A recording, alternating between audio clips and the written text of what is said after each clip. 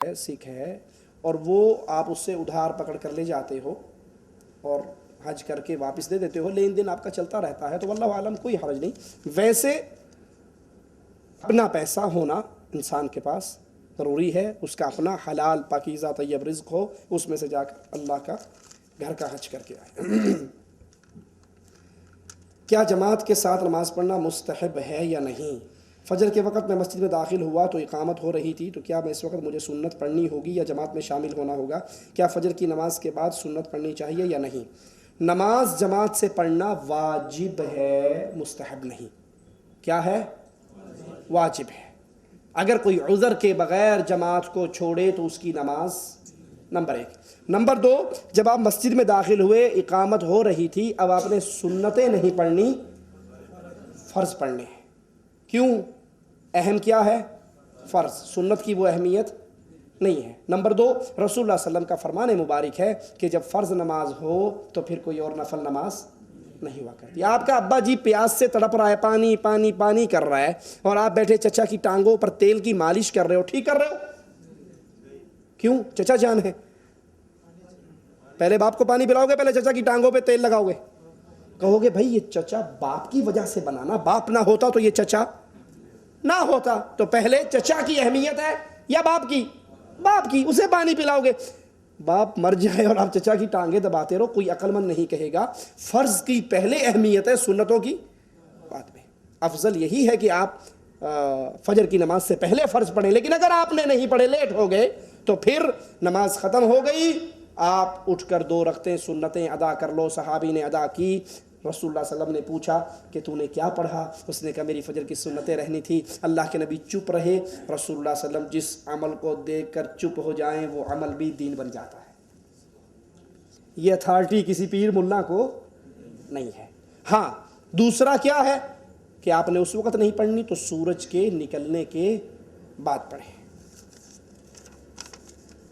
لوگ درود پڑھتے ہیں تو کیا رسول صلی اللہ علیہ وسلم سنتے ہیں؟ تبلیغی عالم نے بتایا آپ نے فرض نماز کے بعد دعا مانگی ہے یہ یا نہیں؟ اس عالم نے 2 حدیثیں سنائیں۔ اللہ کے نبی صلی اللہ علیہ وسلم پر جب درود پڑھا جائے تو درود اللہ کے نبی پر پہنچایا جاتا ہے۔ ایک روایت ہے من صلی علی عند قبری فسمعت، جو میری قبر پہ آ کے درود پڑھتا ہے میں اس کو سنتا ہوں۔ یہ روایت صحیح نہیں ہے، یہ روایت صحیح نہیں ہے۔ صحیح روایت کیا ہے کہ اللہ کے فرشتے ہیں جو زمین پہ گھومتے ہیں، جہاں کہیں کوئی مجھ پہ درود پڑتا ہے وہ درود مجھ تک پہنچایا جاتا ہے۔ اللہ کی رحمتیں کنورٹ ہو کر اللہ کے نبی پر نازل ہوتی ہیں۔ کیسے؟ کیفیت کا علم اللہ کو ہے۔ فرض نماز کے بعد دعا مانگی، فرض نماز کے بعد دعا مانگی جاتی ہے، ضروری ہے۔ آپ سلام پھیرتے کہتے ہیں اللہ اکبر، استغفر اللہ استغفر اللہ استغفر اللہ۔ یہ استغفر اللہ کیا ہے؟ دعا ہے۔ استغفر اللہ کیا ہے؟ دعا ہے۔ اللہم انت السلام منک السلام تبارکت یا ذا الجلال والاکرام، یہ کیا ہے؟ دعائیں ہیں۔ 33 دفعہ سبحان اللہ، 33 دفعہ الحمدللہ، 34 دفعہ اللہ اکبر کیا ہے؟ آیت الکرسی کیا ہے؟ اللہم اجرنا من النار کیا ہے؟ ٹھیک ہے، یہ ساری دعائیں ہیں، کی جائیں، درست ہے۔ لیکن جو ہمارے ہاں چلتا ہے، امام نے کہا السلام علیکم ورحمۃ اللہ، السلام علیکم ورحمۃ اللہ، اللہم صلی علی محمد۔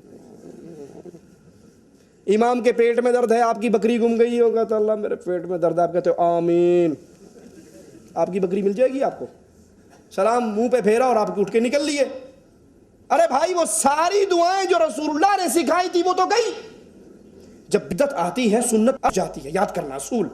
جب بدعت آتی ہے سنت کیا تھی کہ آپ سلام پھیرتے کہو اللہ اکبر استغفر اللہ استغفر اللہ استغفر اللہ اللہم انت السلام۔ اب کیا ہوا؟ اب بدعت آ گئی، اس کی جگہ پر کیا؟ سلام ورحمۃ اللہ ورحمۃ اللہ، لا الہ الا اللہ، لا اللہم صلی علی محمد ہو گئے۔ اللہ کے نبی صلی اللہ علیہ وسلم کے پاس غریب صحابہ آئے، کہنے لگے اللہ کے نبی امیر صحابہ جیت گئے، ہم ہار گئے۔ کہا کیا ہوا؟ کہا وہ صدقہ کرتے ہیں، خیرات کرتے ہیں، جہاد میں خرچ کرتے ہیں، زکوٰۃ دیتے ہیں، ہمارے پاس تو کچھ ہے ہی نہیں۔ آپ نے کیا تمہیں کوئی ایسا عمل نہ بتا دوں جس عمل کے کرنے کی وجہ سے تم امیر صحابہ کی صدقہ خیرات سے آگے نکل جاؤ؟ کہا ضرور بتاؤ۔ کہا 33 دفعہ سبحان اللہ، 33 دفعہ الحمدللہ، 34 دفعہ اللہ اکبر پڑھو، اس سے تمہیں اللہ وہ اجر و ثواب دے گا کہ ان کے نفقہ خیرات سے بڑھ جاؤ گے۔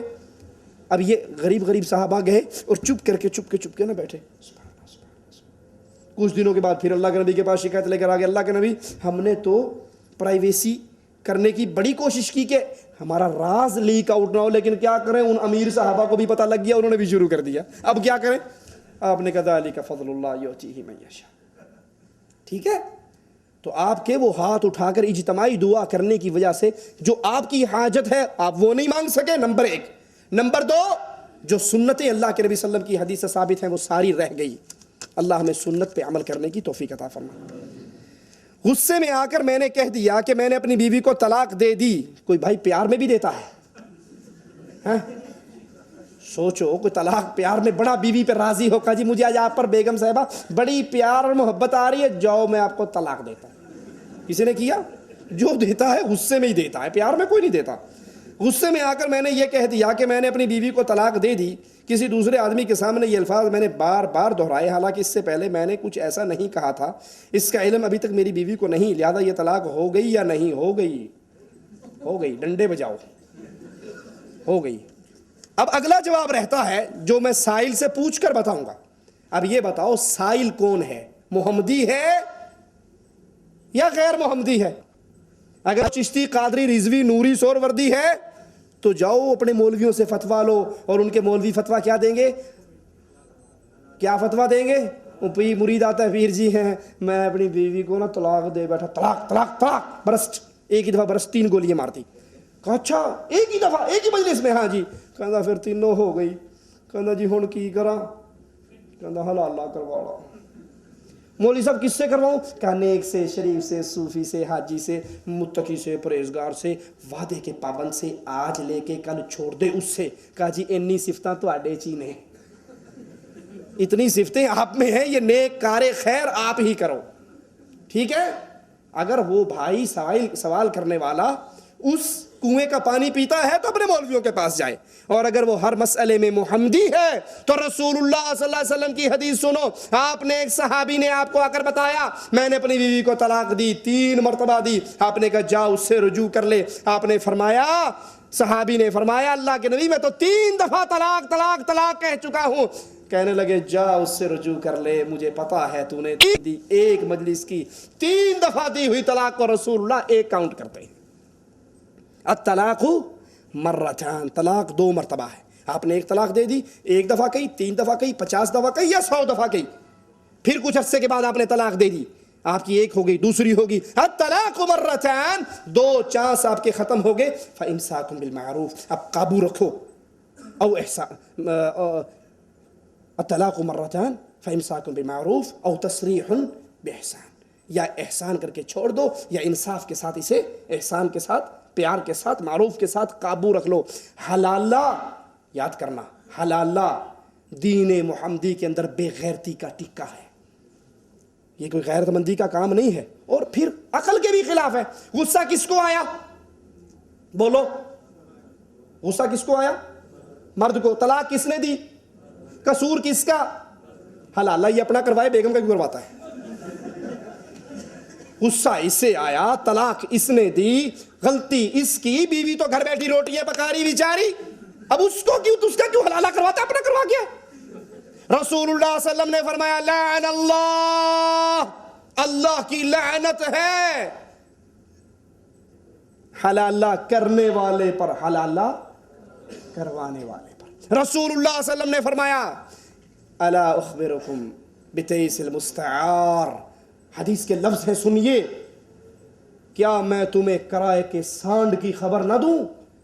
کرائے کا سانڈ، یہ پنجاب کے رہنے والے زمیندار لوگ جو بھینسیں رکھتے ہیں وہ کرائے کا سانڈ سمجھتے ہیں نا، ہیں؟ آپ نے فرمایا کیا تمہیں کرائے کے سانڈ کی خبر نہ دوں؟ کرائے کا بکرا، کرائے کا سانڈ، کرائے کا جھوٹا۔ جب بھینس ہیٹ پہ آتی ہے کسی سے جھوٹا مانگ کے اس سے جفتی کروا کے بیج رکھوا کے واپس کر دیتے ہیں۔ صحابہ نے کہا بتاؤ کون ہے اللہ کے نبی؟ فرمایا المحلل والمحلل لہ، حلالہ کرنے والا اور جس کے لیے حلالہ کروایا جائے، یہ کرنے والا کرائے کا سانڈ ہے۔ اللہ ہمیں صحیح دین